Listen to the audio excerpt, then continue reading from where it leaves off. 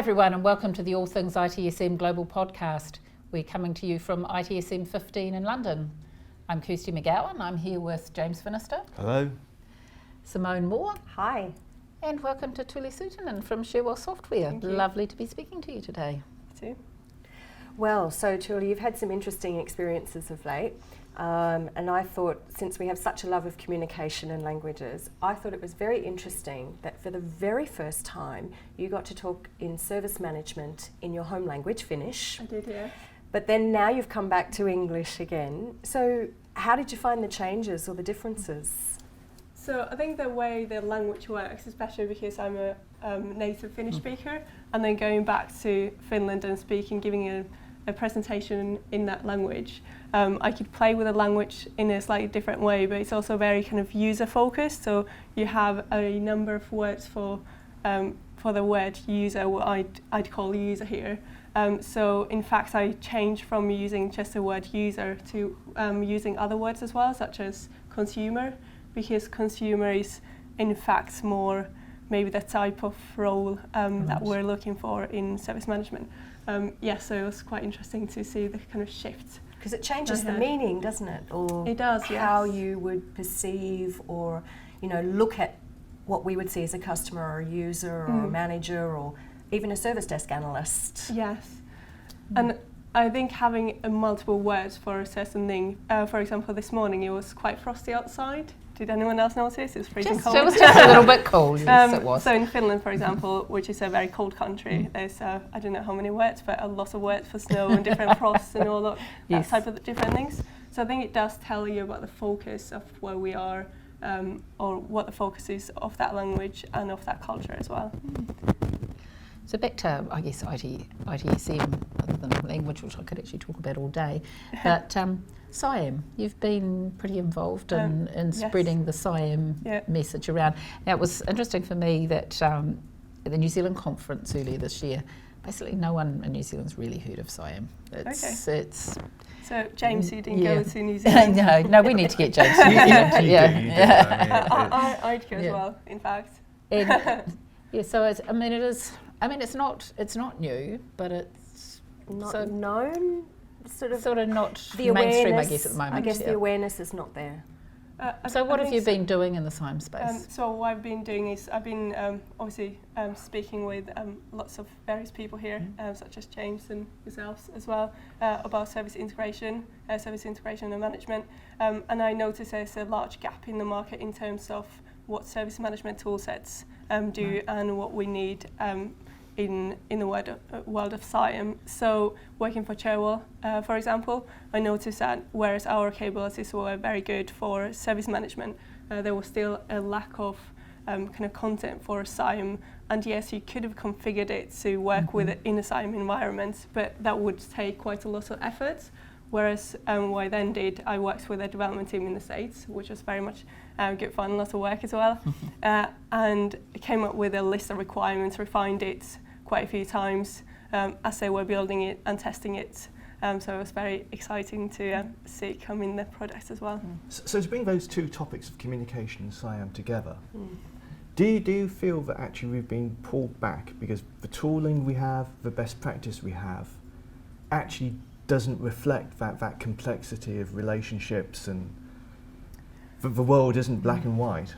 Yes, indeed, the world isn't black and white. And I think you're bringing up a very good point, because if, say, you're reading through the white papers of Kevin Holland, for example, he talks very much about trust and communication, what SIAM is, and SIAM is very much based on trust. And yes, you do need a tool set to support all that communication. And I think that's one thing that's been, in a way, lacking. And you've done a lot of SIAM implementation. Well, I don't really want to call it a SIAM implementation, because it's much more than that. Yes, Journeys, Journeys. And you've probably seen that as well throughout the journeys that you've taken with your customers as well, how that's kind of, it requires that communication. It does require a tool set as well, but the communication between the various different entities, so that could be your consumers, your customers. So is it like creating you know, if I'm thinking about it, I guess from a service support point of view, where you've got like multi-channel ability through the tool set. So whichever collaboration tool or tools that you would then integrate, but it just provides, it doesn't matter what channel the interaction is happening on, we have the ability to do it the way they would naturally communicate rather than forcing a way on them. Yeah, I think that's a really good point because where the number of the different people and different organisations increase that have to communicate with each other. If you did draw a line between all the different dots, you could see the exponential requirements for a need for communication channels. But if you do have, say, a single platform or indeed integrations, because that's you quite often have a distributed model where you integrate a number of tool sets. But if there's kind of one framework in place, and SIAM is a very good starting point for that type of framework, then that enables that communication channels so that everyone knows what everyone else is doing. So how does knowledge management and information flowing, like Abashi and stuff, KCS and Abashi, fit in making that knowledge flowing happen for them? So knowledge is another thing that I really love talking about, and I think I should probably ask you that question because you're very into knowledge management, and I'd like to hear your thoughts as well, because I've always thought of knowledge management as, yes, you have a knowledge base and you have a system, but it's much more than just a knowledge base. Yes. That's why, more. Yeah, so much more. And that's why when we talk about knowledge management, or say I get an RFI or some other document and I need to fill in, they ask about, do you have a knowledge base?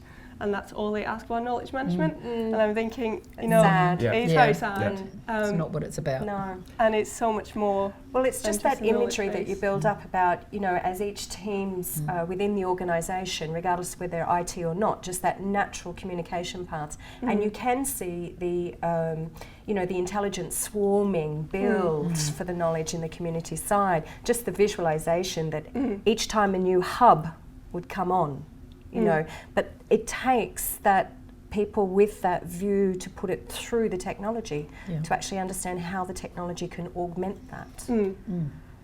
That's what you've been doing, isn't it? So it has been a fantastic journey. Indeed, a journey as well for us as an organisation, and for me as well, putting that content in the new year. So in terms of people who are doing the SIAM journey with a tool like Cherwell, what sort of things do they expect? What directions do they see it develop in? Support a SIAM ecosystem? So I think there's I think it comes to the collaboration and knowledge management, so being transparent across the entire team. So when I talk about the team, that's a home organisation, but also the different suppliers that work with you, whether that's they're internal or external, and the end users, so customers, consumers, they form part of that network of knowledge and network of people.